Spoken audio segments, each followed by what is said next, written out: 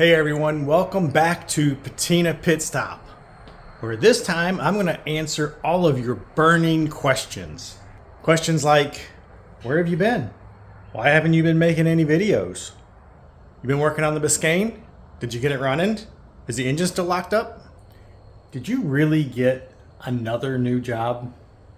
And the big one, am I really going to sell the 1963 Biscayne? All of that. Oh, and by the way, when I say all of you viewers have been asking those questions, I mean my mom. My mom's been asking those questions. So, hi Mom. Watch the intro and then we'll get going.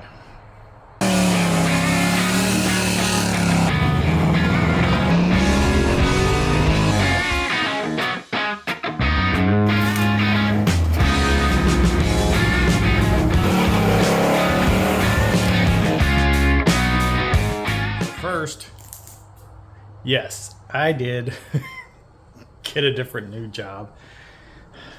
I've had a lot of jobs. This job in particular has got me working really crazy hours, and videoing for the YouTube channel has been put on the back burner. Things have changed now a little bit with that job and my schedule, so I should have a little bit more time. So hopefully I can get back to making some video content. If I ever want this channel to grow, I gotta be more consistent with making content. And I'm not gonna promise to do that because I've promised that before and I've failed every time. So maybe this time. This time. The Biscayne, yes, I have worked on it. I got a bigger pry bar. I'm looking at the pry bars. I look that way. I got a big pry bar. That didn't help. I did the ratchet strap thing. Still on the flywheel trying to pull it. I have broken bolts and my don't slip off flywheel wrench holder 3000.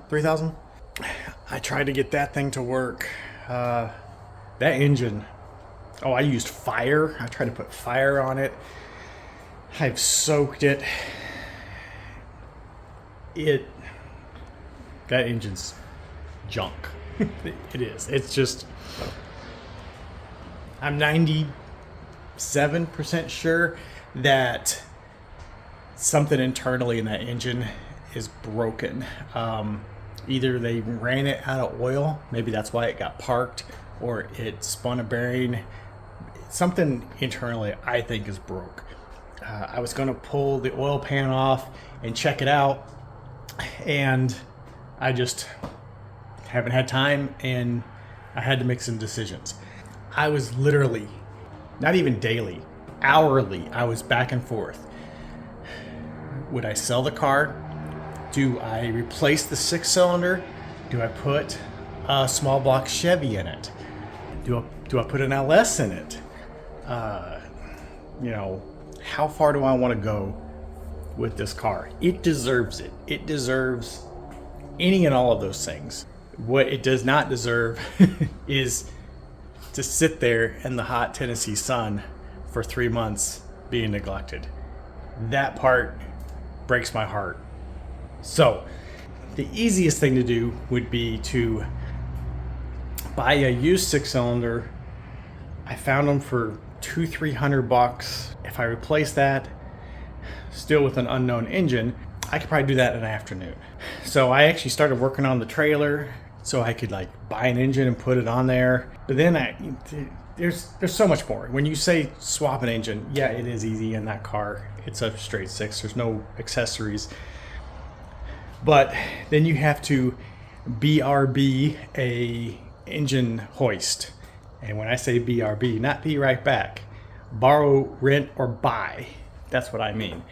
You gotta buy an engine stand or an engine cherry picker, which means you gotta go get one, bring it home, put it together. First, you gotta take that engine out, put the new one in. Then, I'm gonna paint it before I put it in. It's not an afternoon job. It's gonna be much more than that. And I still have an unknown 6-cylinder engine, which, 130 horsepower.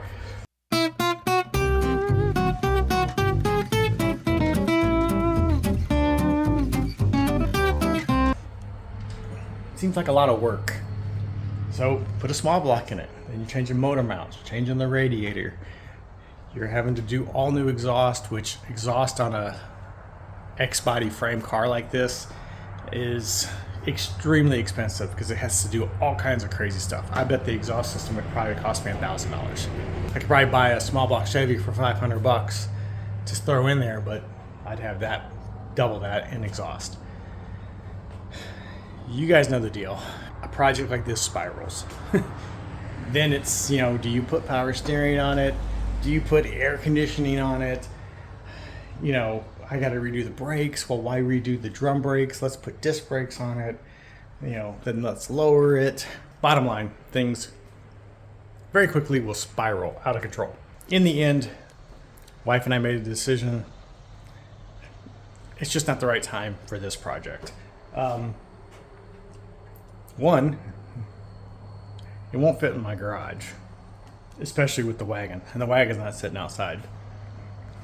Oh, and then I got the trailer, and in my neighborhood, trailers can't sit outside.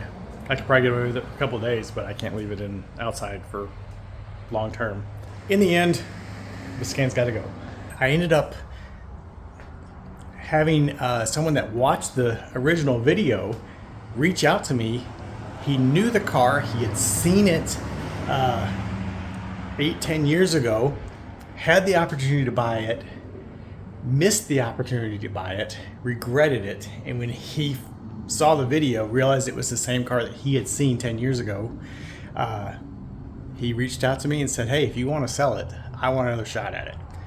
Well, looks like he is going to be getting the 63 Biscayne. So I've done a couple things to get the car ready. One, I got the title for it, and two, I put a master cylinder on it. So let's go look at that. I thought it'd be pretty nice if it had brakes, or at least some brakes. So I put a new master cylinder on it, put new hardware, new brake line, did a pretty decent job bending it up. But then you can see right there, I broke that line while I was putting that on. I tried to put a plug in it, trying to bleed at least a little bit of the brakes, and I've been unsuccessful. But I need to get this thing ready for him to pick it up. He's picking it up tomorrow, so I need to put the starter back on, and I still have a ratchet strap. See the ratchet strap down there? See that orange? Still got a ratchet strap holding the flywheel, trying to get the engine to turn. So let me do those couple of things, and then we'll get this thing on its way. All right, starter's back on. Brakes still don't work. Guess the next thing we'll see is loading it up.